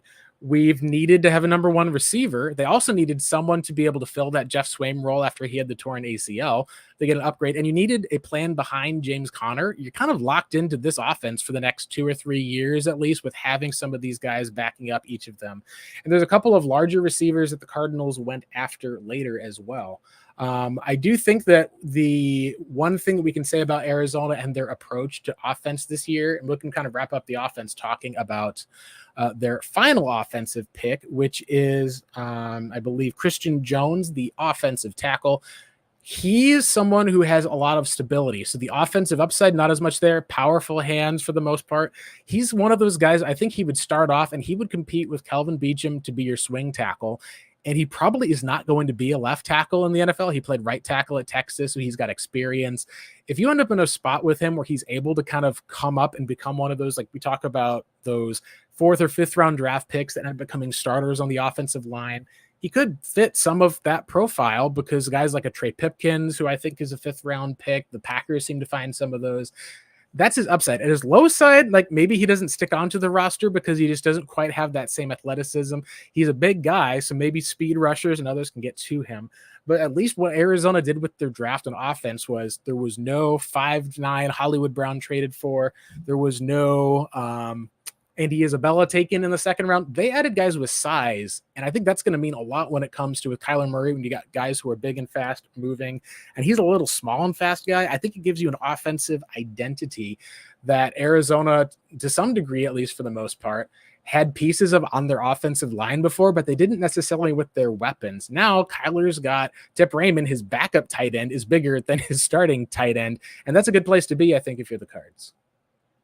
Yeah, absolutely. And Christian Jones, I was really high on. Well, I'm not sure if you heard the news about Christian Jones, but when this pick was made, there was a couple, I'm not sure what the name was, but when I read about this guy, there was somebody that it was on from the NFL site that said I needed to make calls to see how this guy ended up from going from a 2nd rounder or a 3rd rounder, possibly a fringe 1st rounder, possibly high end. Not, I wouldn't believe he would ever go in the 1st round, but this guy was projected to go in the 2nd or in the 3rd round, and we got him in the 5th round. Yeah. So this fell down the board. Exactly, just one of those. It's almost like a Josh Jones situation where Josh Jones was projected to be a 1st round pick, slid over to the 3rd round pick, and nobody could explain what the situation was. It was just everybody kept making him fly under the radar. They just weren't focusing on that pick, or they just whatever offensive lineman they took ahead of him, they probably had a higher grade on. But Christian Jones, I believe, has a higher upside than actually the 1st tackle that we took, which was what's his name? I'm scrolling up the board right here. It was Isaiah Adams, yeah. But so again, I agree with you because now it made sense. I'm like, okay, is Adams playing right tackle? Is he playing guard? He's got some. Now you can see you're playing guard. We've got a tackle later, and like you said, sometimes you see teams benefit because, like we said, a lot of people said, "Hey, offensive tackles are important." We saw a lot of offensive tackles go in the 1st round. This is a spot where the Cardinals on day 3 was able to get a guy who most teams had pegged in the 2nd round. Now, we don't know how things will shake out ultimately at the end of the day, but it's good enough, I think, that you can say, hey, you checked off that box where he's going to go and compete with Calvin Benjamin for that swing tackle role, might be able to earn it. And if you get to a spot where a couple years down the road, if he's able to win enough ability with some of that power to plug in at right tackle, then you may be able to move to him and have him be kind of one of those guys to pair with a Paris Johnson, kind of get some homegrown talent in there, because he is a guy that's got a big wingspan at 6'5", at about 300 pounds or so. He's not going to be like that Orlando Brown Jr. right tackle of like 330, but he's going to be pretty much competent in what he does, and he's got tons of experience. I think that there is at least good enough upside from that you can say that, yeah, if this turns out to be a steal, then that would be a great pick by the Cardinals. Let's go and talk about and wrap up with our show talking about the last few defensive players. Now, when you get to day number 3, the guys who really matter in the NFL usually are the top 120 board, and they say it's scouts who kind of have to find these gems or find guys who slid down the board. One of the guys that did at least fall down the board quite a bit was Xavier Thomas. And we're not just talking about from the NFL draft, we're talking about from his original stock. He went from essentially being a guy who, when he was committed to Clemson, recruited, a lot of people looked at him and said, hey, this is a guy who could be kind of like your next ACC big time pass rusher. We've seen a couple of those guys, like Clelin Ferrell went first round. A lot of time, I think at the time when he was recruited, we'd just seen Vic Beasley kind of leave the NFL for the most part. He's a guy that measured in at least about 6'2", about 244 pounds. Didn't have that elite speed and didn't have that elite size, but the thing I likened him to at least was a D Ford coming out of Auburn. Obviously, D Ford had a lot more production as far as sacks went in college. Thomas was good, but not necessarily elite, and he kind of fit into that mold of saying, hey, if you're going to be looking at a guy specifically on the roster that he reminds me of, it would be like an ACC type version of Cameron Thomas, who they plugged in on the outside. And Thomas was a bit heavier, like 260 or so, a bit more of a tweener. This would be more of your prototypical guy who can say, hey, he's going to be able to man up on the outside as far as it goes. He may never be that guy who gets double-digit sacks ever, but if he can get 4 to 5 sacks a season, can be able to shed. He's got a good pedigree for the most part, despite being a little bit smaller than some of these top-notch pass rushers that we see. He can be kind of your number 2 edge for the most part. Like if you can get an alpha out of there and you can find a Robin, he could rotate in and be maybe that 3rd type of pass rusher. I think that's all you would need him to be if you're a Cardinals fan. All Xavier Thomas needs to do is just make the roster. He just needs to make the roster. And they obviously, this is one of those other Cook type of guys that you want. When it comes to like defenses, you can throw any pass rusher out there, because you want them to get snaps and you want to see what they can do on any given play. So there's not going to be a problem with this guy getting any type of snaps, but they will have to give him experience. But he is a project guy. And I did like some of the movement that he had from having his hand on the ground. He lined up similar to like a Nick Bosa, where he had his hand straight, like looking like a sprinter, basically. That sprinting looking like that, just that stance where you have one leg more forward than the other. You're kind of like bending into that, trying to push all that weight off of that one, so that way when the snap goes off, you're taking off like a sprinter.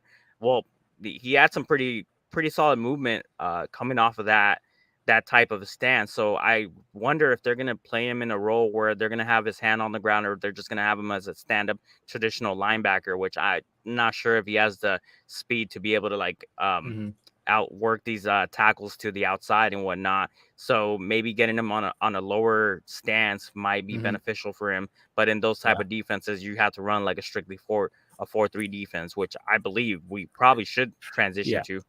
It does feel like we saw last year the Cardinals kind of ran a hybrid, but there was a lot of guys who played that traditional outside linebacker role. Every team is hybrid, to be clear, but it does feel like we're going to be getting a little bit more down linemen, a bit more size. You're going to then be able to see at least a typical Mike position that we were able to see the Cardinals signed in, being able to get Mac Wilson, that allows, your other linebacker in the playmaking role to be able to do items in Kaiser White.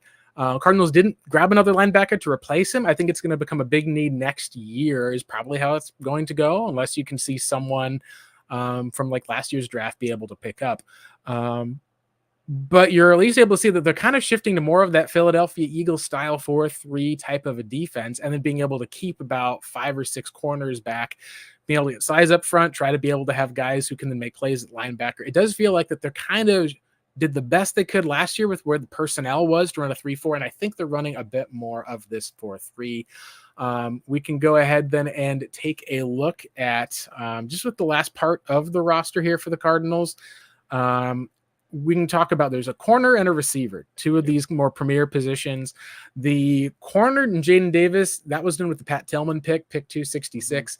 He's one of those players that basically the best thing I can see is he's kind of a nickel slot only, didn't get as much ball production. He's got some quickness to him, but here's what I would view. I would say this is the guy that would say, Keitrell, you better watch your back, because you got to show hustle on special teams. You're going to be able to show at least what the athleticism is going to look like, because if it comes to the bottom of the roster with all of these different picks who are back, Keitrell should be able to have the ability to beat out a guy like a Jaden Davis. And so this is telling me like, hey, you're trying to bring guys in. He could be a practice squad type of a candidate.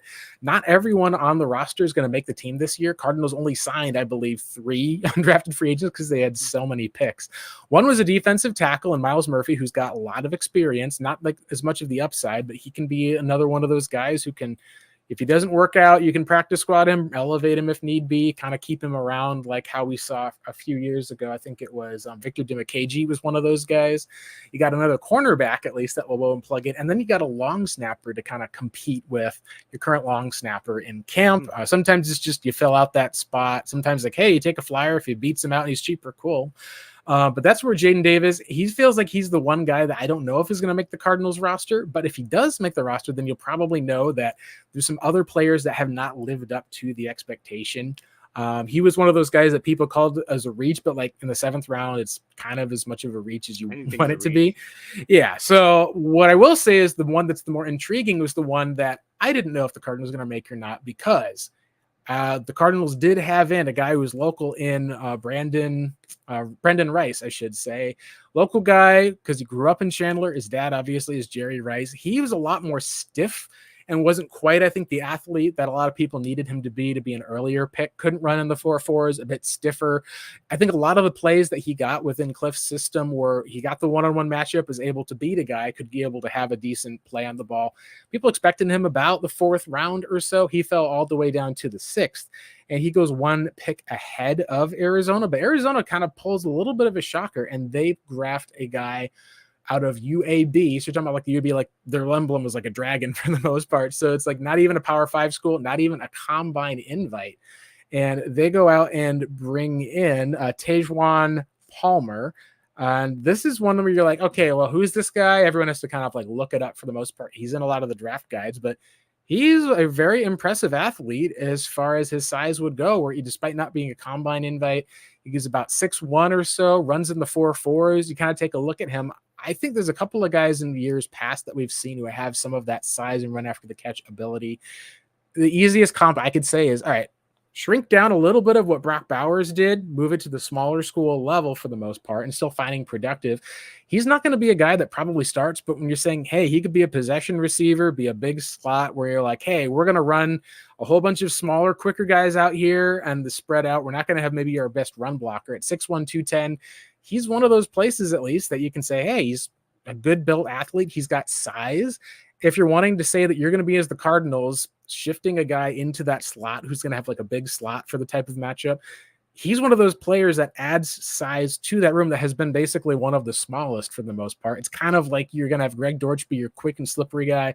Marvin's your all-around guy who can get open. This is your other like big, strong guy. So I think that's his spot where he can make a living, could be in that size and strength of special teams, but he'll try to run through guys for the most part. He basically will have a lot of what they call build-up speeds. You think about like down is 3rd and 10, he runs something out of the slot, you get it to him, he can run over a guy and being able to get there. Yeah, exactly. He doesn't have a whole lot of routes. It's kind of like you've seen in years past where the Cardinals would get one of those guys, like a tight end would be playing that role. So like a Ricky Seals-Jones would be the guy who'd normally like, can he block? Not as well. He's a receiver. He's got some size, and that's how you would use him. This is just kind of a wide receiver version of that for the most part. And he's going to be pretty good, I think, up against the zone. As far as this may be your guy who gets like 56 yards and 2 touchdowns in like week 3 and 4 of the preseason. Like that's one of the areas that I think is there. And the last time the Cardinals took a player out of UAB, it was JJ Nelson, who went on to have a actually productive season in 2016 with the Cardinals. So he's not going to have, I think, the speed to ever be a starter, but he is at least going to be one of those guys that when you're talking about having some of the size, some of the catchability, even though he wasn't invited to the combine, it's one of the places where there is a route for him to have success in the NFL where he can probably be that wide receiver 4 on a bunch of teams, make plays on special teams, be that big body that, hey, it's 3rd down or something like that. They've got a down to cornerback 4 who's super small. We know we can throw it to this guy because it's just a size mismatch and be able to have some production that way. Yeah, well, I mean, when you go in the 6th and 7th round, you're just trying to come up with anything that can give you production. And once again, I agree with he Get some does end kind of zone, get some red zone looks in there too. He can get touchdowns with that size for the most part. I think is something else that you're seeing the Cardinals need with their receiving room past Greg Dortch as well. Yeah, it's just special teamers. That's where you start getting your special teamers. That's the reason why I said, look, it's not always that everybody's a reach on these rounds. It's just that you're signing a lot of people that could go undrafted, and Right. you might get lucky and get that one guy that you think to yourself, oh, hey, this guy should have gone sooner. But you're trying to get something out of nothing basically in the situation. So they're special teamers, and yes, this guy is projected to be somewhat of a big slot, up the seam type of person. He's got 4.4 speed. So if he's able to run up the seam, Kyler Murray can catch him. That's what I project role wise for him. But he is going to be vying for some snaps. So that's always something that you always want to get some production out of these guys. Yeah, and it'll be interesting to see how the rest of the class pans out. That'll be it for us, at least. We've broken down each individual pick now for the Cardinals draft. We'll be back here with a second show, just kind of taking advantage of draft week. We'll have Kyle Odegaard on, who's the former Cardinals beat writer, works for Compare.bet. He'll give us his thoughts in the offseason. He is also one of those guys who never wavered on holding the line for Marvin Harrison Jr., looked at some trade down packages. Eventually, it's like, yeah, you want to find out at least what he's going to be thinking about the Cards and where the season could go for their rookie class. In the meantime, at least for Marcos Labrada at Penkigsel, be sure to follow him, and then make sure that you're also looking at me. I've got some other articles I've written on Revenge of the Birds, as well as some fun draft content. There's a couple of fun memes I was able to tweet out just over the week. Picture of Steve Keim when the Cardinals did not find a linebacker this draft. You're kind of like, oh, that's a little sign that times have changed here for the Arizona Cardinals. And make sure you're always following our pod at Redbird Reboot. Thank you guys again so much for joining in. Spend the Redbird Reboot fan. It's time for us to log off. You have a wonderful rest of your Tuesday, Cards fans. Have a great day, guys.